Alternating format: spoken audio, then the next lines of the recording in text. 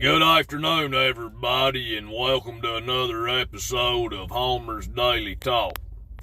Today we're going to be talking about something that's a little controversial among most folks. So, I believe the midday meal is called dinner. The first meal of the day, of course, is breakfast. And then the last meal of the day is always supper.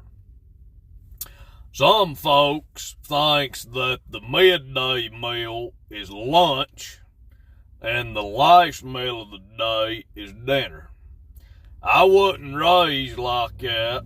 I've always known the midday meal is a being dinner. Then some folks, they'll eat that meal, let's say around 10:30, 11 o'clock in the morning, and they'll call that thing brunch. Well, I don't believe there's no such a thing as lunch or brunch. So the meal between breakfast and then dinner is called brenner. That's the way I growed up. So like if you're working on a job site, all them boys you're working with, they'll look at you and say, "Hey, what you got in your dinner bucket there?" I ain't never heard one of my workers on the job site look over there and say, "What you got in your lunch bucket?"